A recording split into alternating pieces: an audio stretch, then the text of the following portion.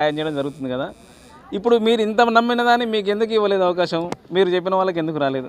సరే, మేము గతంలో మీ వైటీవీతో మాట్లాడడం కూడా జరిగింది. మేము ఏమంటున్నాం అంటే, బహుశా గత 3 పర్యాలు కూడా మీకు ముందు వీడియోలో చెప్పిన, ఈ వర్గపోరుతోనే కోల్పోయినా ఈసారి ఆ వర్గపోరు ఉండదు, సామరస్యంగా ఉంటుంది, సూర్యాపేటలో ఒకటే వర్గం ఉంటుంది, మాకే టికెట్ వస్తుందని ఆశించినాం.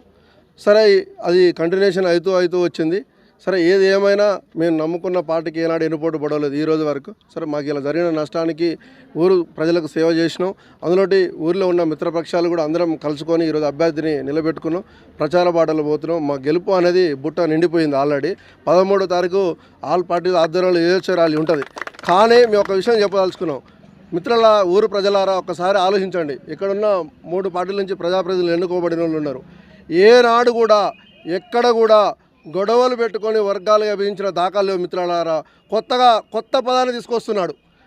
వీళ్ళు వస్తే, ఈ కమ్యూనిటీ వస్తే గొడవలు అవుతాయి అయితే అని కొత్త రాగాన్ని ఎత్తుకొని కొత్త పదాలు, చిలక పలుకులు, చిలక రాగాలు తీస్తున్నాడు. అది తప్పు.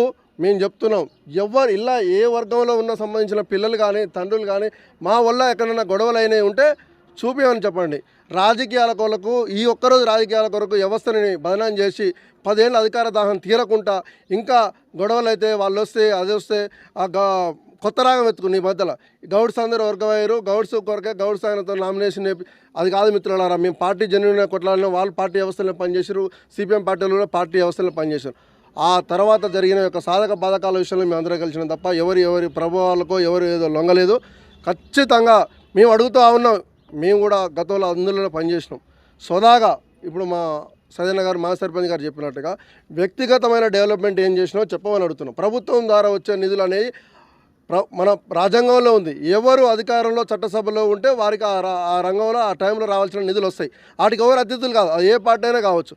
కానీ మనం ప్రజల చేత ఎన్నుకోబడినప్పుడు ప్రజలకు మనం ఏం చేసినామో చెప్పుకోమని అడుగుతున్నాం. 10 ఏళ్ళు మాకు అధికారంలో లేకున్నా మినిమం దరిదాపుగా 120 నుంచి 130 కుటుంబాలకు, చనిపోయిన పేద కుటుంబాలు ప్రతి ఇంటికి అరకింట బియ్యం, నేను అరకింట బియ్యం ఇరేగాడు పంపిణీ చేయడం జరిగింది. ఏ ఒక్క కుటుంబం పేరు పెట్టి కూడా మేము ఒక్కరోజు కూడా సోషల్ మీడియాలో వాడుకోలేదు మిత్రులారా. కనీసం పార్టీ పేరు పెట్టుకొని పార్టీ కార్యకర్తలకు కూడా ఇవ్వలేదు.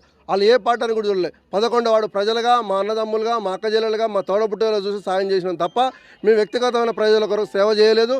ఈరోజు స్కూల్ కూడా గడిచిన 8 సంవత్సరాల నుంచి ప్రతి సంవత్సరం జెండా వందన 15 ఆగస్టులకు కూడా మేము మా పిల్లలకి మేము లేనినాడు ఆ రోజులలో 5 రూపాయలు 10 రూపాయలు వసూలు చేసి ప్రైజులు ఇచ్చేది.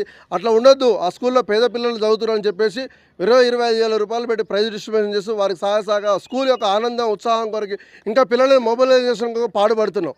మన పిల్లలకి టాయిలెట్స్ రూమ్లో వాటర్ లేవు.